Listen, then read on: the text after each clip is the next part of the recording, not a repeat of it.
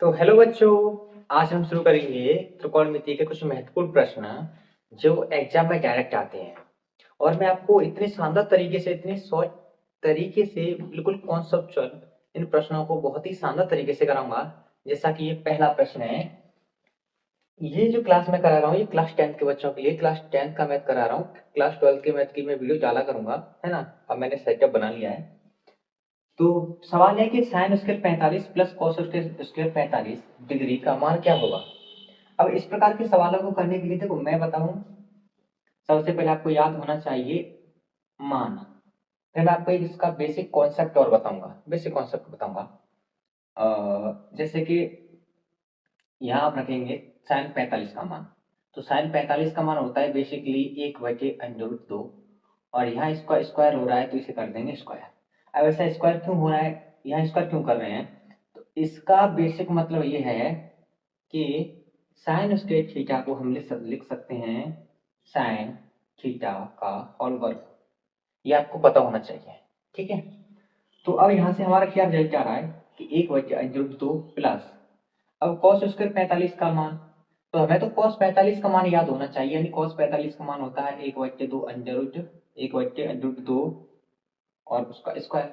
क्यों कर पा रहे हैं स्क्वायर, स्क्वायर इसलिए कर रहे हैं क्योंकि हम कोई भी त्रिकोणमितीय अनुपात, यानी टोटल 6 त्रिकोणमितीय अनुपात हैं, अगर हम उनका स्क्वायर करते हैं तो इसे हम ऐसे भी लिख सकते हैं कॉस थीटा का होल वर्ग। अब इसे सिंपल कर लो, यानी 1 का वर्ग 1 और √2 का वर्ग होगा 2, क्योंकि वर्ग करने से रूट कैंसिल आउट हो जाता है, ठीक है, इसलिए। अब सेम इसी तरह से ये वाला भी निकलेगा यहाँ से 1/2, 1/2। अब ये बन गई हमारी फ्रैक्शन यानी भिन्न। और ये ऐसी भिन्न बनी है जिसका हर समान है। जब हर समान होता है तो अंशों को सिंपली ऐड कर देते हैं, यानी 1+1, और एलसीएम आता है जो हर होता है वही, यानी 1+1 हो गया 2, 2/2, कैंसिल आउट करेंगे तो आएगा 1।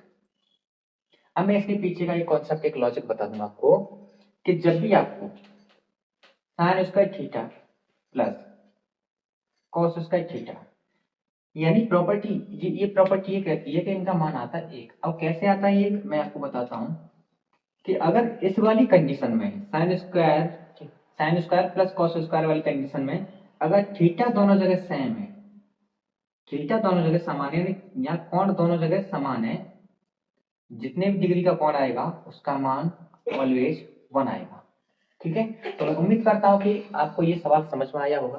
तो चलिए हम ऐसे ही छोटी छोटी क्लास के माध्यम से कक्षा 10 के गणित को चुटकियों में सीख लेंगे। तो बच्चों, अब हम करेंगे दूसरा सवाल, जो कि बहुत इंपॉर्टेंट सवाल है। सवाल दिया है कि यदि a बराबर 30 डिग्री तो 1+tan² a upon 1+cot² a का मान क्या होगा। ये 4 ऑप्शन दे रखे हैं और यहाँ पर ये सवाल आया है 2023 में, यूपी बोर्ड के एग्जाम में, ठीक है। तो आइए इसे कैसे हल करेंगे।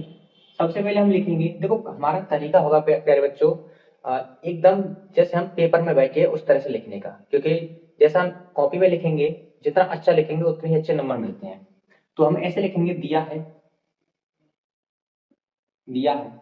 a बराबर 30 डिग्री, इसलिए हमें इसमें ये a की जगह पर ये वैल्यू 30 डिग्री रखनी है, यानी 1+tan² 30 degree upon 1+cot² 30 degree.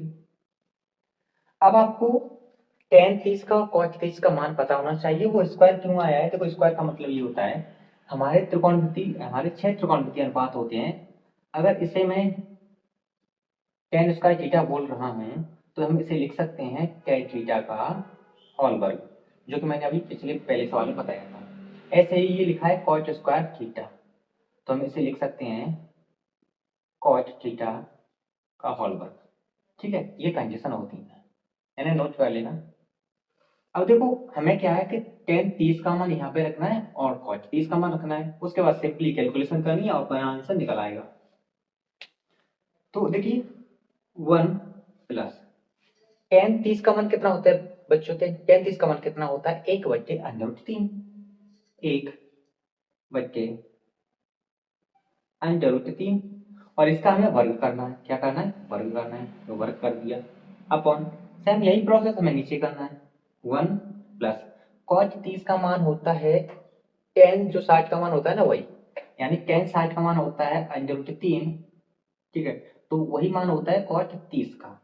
तो एक बच्चे क्या होता है, सॉरी एक बच्चे नहीं, अंडर रूट 3 और हमें करना है क्या, स्क्वायर कर दिया। अब देखो आगे क्या होता है, एक तो एक रहेगा प्लस इसका वर्ग करेंगे तो एक का वर्ग एक आता है, और अगर अंडर रूट के अंदर कोई संख्या है उसका हम वर्ग कर रहे हैं तो वर्ग से अंडर रूट हट जाता है। क्यों हट जाता है ये भी समझ लो, क्योंकि अंडर रूट का मतलब होता है किसी की पावर 1/2। अब चूंकि इसके अंदर x है तो यहाँ पे x की पावर 1/2 आएगा और उसकी पावर कितना है 2।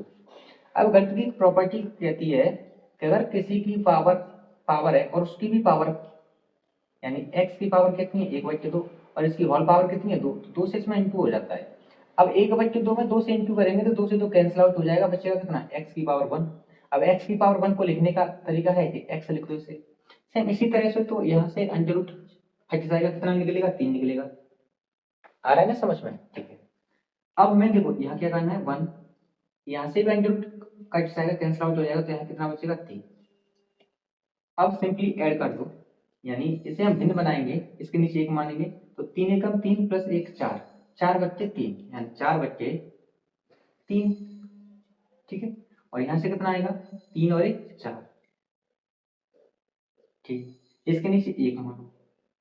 अब इन दोनों की आपस में गुणा होती है और इन दोनों की आपस में गुणा, तो यहाँ से आएगा 4 इंटू 1 अपॉन 3 इंटू 4। अब 4 से 4 कैंसिल आउट हो जाएगा, तो यहाँ से आंसर आएगा हमारा फाइनल 1/3, जो कि ऑप्शन नंबर डी में दे रखा है। मैं उम्मीद करता हूँ प्यारे बच्चों आपको ये सवाल करने का तरीका आपके समझ में आया होगा। इसी तरह से हम अपने क्लास 10th की कंप्लीट मैथ को शॉर्ट वीडियो के माध्यम से, या कह सकते हैं कि 5 से 10 मिनट की वीडियो के अंदर हर एक जो इम्पोर्टेंट सवाल होगा हर एक टॉपिक का, जैसे कि मैंने अभी त्रिकोणमिति के सवाल लिए हैं, तो पहले हम त्रिकोणमिति को कंप्लीट करेंगे, ठीक है। ये तो एक डेमो के तौर पर मैं आपको क्लास दे रहा हूँ, असली क्लास तो हमारी इस वीडियो के बाद शुरू होंगी, जिसमें मैं आपको त्रिकोणमिति का परिचय बताऊंगा, हर एक पॉइंट बताऊंगा त्रिकोणमिति का जो हर एक बच्चे को पता होना चाहिए। क्योंकि जब हम हाई स्कूल में त्रिकोणमिति पढ़ते हैं तो अगर यहाँ से अगर आपने त्रिकोणमिति अच्छे से सीख ली तो 11th में 12th में आपको त्रिकोणमिति की बहुत ज्यादा जरूरत होती है, और बहुत सारे बच्चों को दिक्कत होती है क्योंकि वो हाई स्कूल में या 11th में पढ़ के नहीं जाते हैं त्रिकोणमिति को। तो चलिए मिलते हैं नेक्स्ट क्लास में। Thank you.